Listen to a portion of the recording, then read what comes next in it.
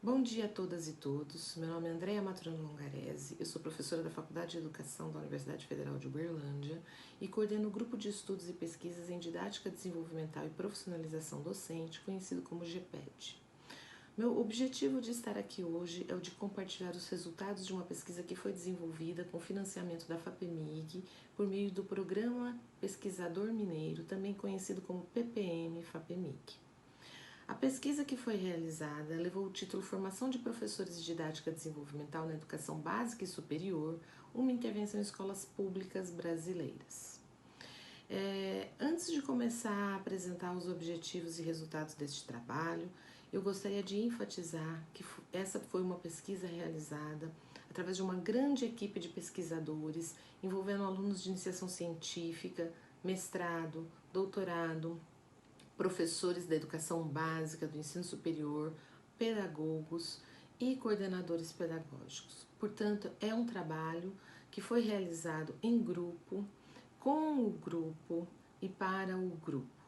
E esse é um aspecto que nós consideramos que seja da maior relevância, porque cumpre a um dos objetivos que o grupo de pesquisa tem tido, que é a preocupação com o chão da sala de aula, com a escola, com a parceria, com o trabalho colaborativo e o desenvolvimento e a produção do conhecimento em parceria com diferentes profissionais, interdisciplinarmente, envolvendo psicólogos, pedagogos, licenciados em várias áreas do conhecimento e professores que estão atualmente atuando nesses diferentes níveis de ensino.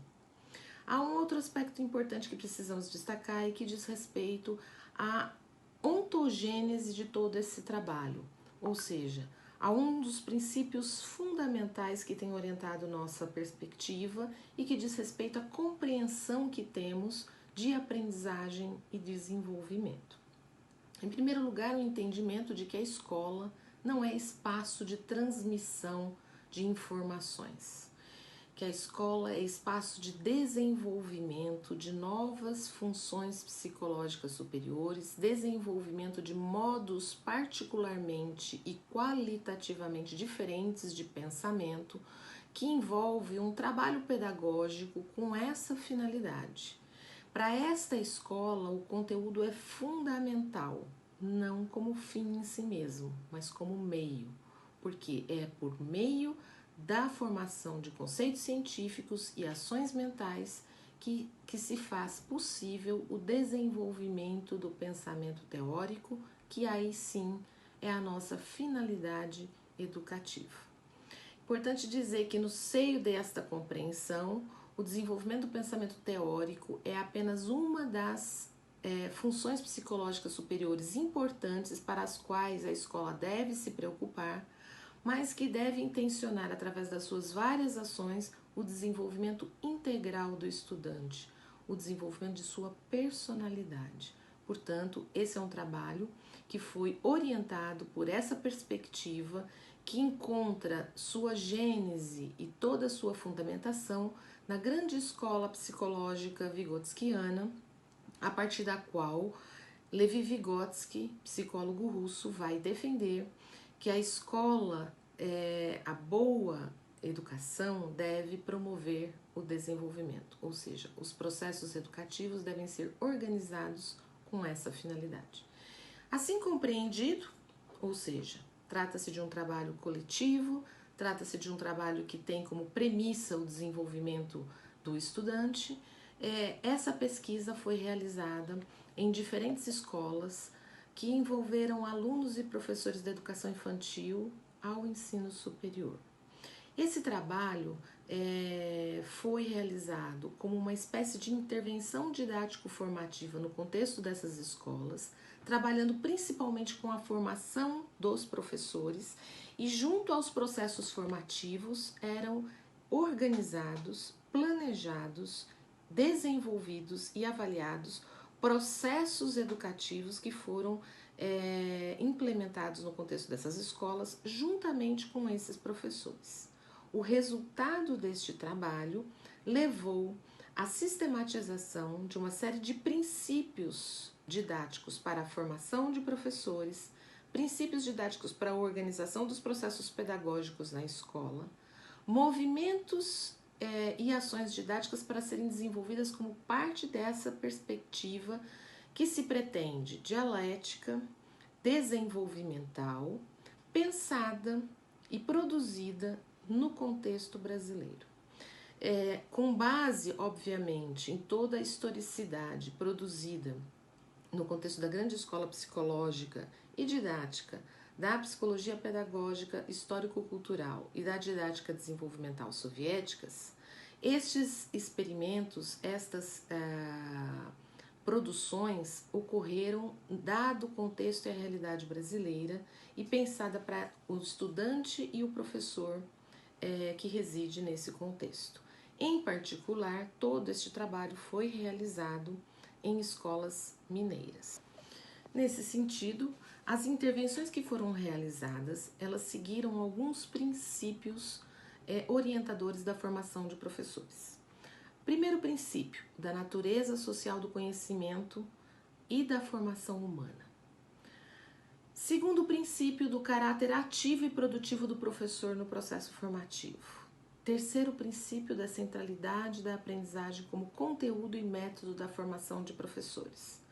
Quarto princípio, da aprendizagem conceitual da formação do pensamento teórico sobre a docência. Quinto princípio, da formação pela atividade objetiva e subjetiva do professor. Sexto princípio, da unidade dialética na organização de todo o processo formativo. Sétimo princípio, da aprendizagem da docência como propulsora de seu desenvolvimento humano e profissional. E oitavo princípio, da contradição e do confronto como geradores da ruptura e do desenvolvimento. Orientado por esses princípios, a perspectiva do trabalho que foi realizado acabou sistematizando 3 movimentos didáticos fundamentais para desencadear o desenvolvimento e aprendizagem de estudantes e professores no contexto dessas escolas. O primeiro movimento é o movimento do diagnóstico, o segundo é o movimento da problematização e o terceiro é o movimento do estudo da essência do conceito científico. Esses movimentos são processuais e, na perspectiva que se propõe, eles compõem um grande sistema didático de formação de conceitos. Nesse sistema de atividades, a gênese do processo de formação do conceito pode ser localizada no movimento de diagnóstico, porque parte da realidade concreta dos sujeitos envolvidos no processo educativo. O diagnóstico tem ainda uma outra importante finalidade: ele dispara o processo de problematização, por meio do qual é possível gerar a necessidade da compreensão de determinados fenômenos do ponto de vista científico, do ponto de vista da produção humano-genérica.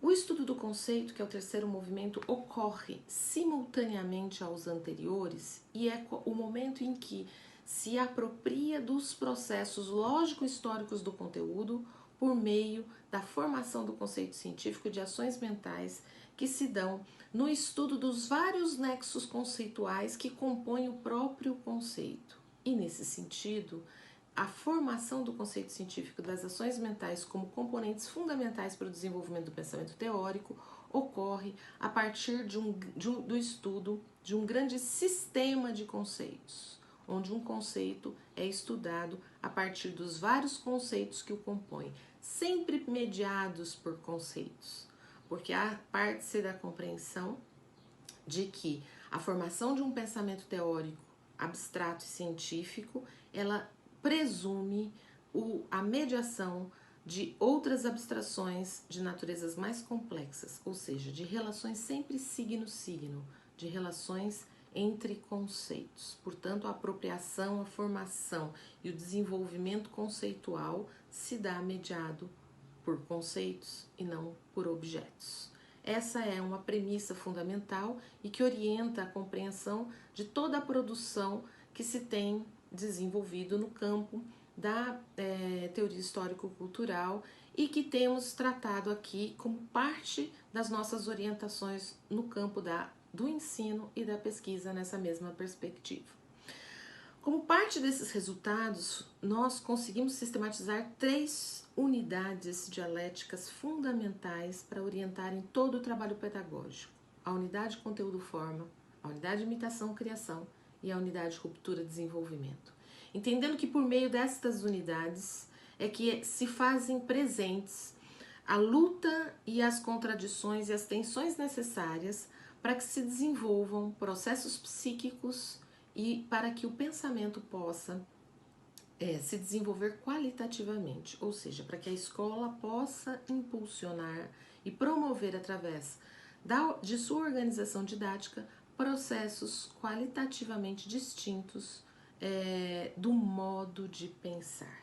Isso implica construir uma escola que tenha por finalidade o desenvolvimento do pensamento. Esses são os principais resultados que foram construídos e produzidos no conjunto dos trabalhos e das atividades junto às escolas, na colaboração com diferentes pesquisadores e professores, conforme já foi mencionado. E eu gostaria de agradecer e convidá-los para que conheçam esses trabalhos por meio das publicações que temos realizado, o que tem gerado uma produção científica relevante e com impacto para pensar os processos educativos desenvolvedores de estudantes e professores. Muito obrigada.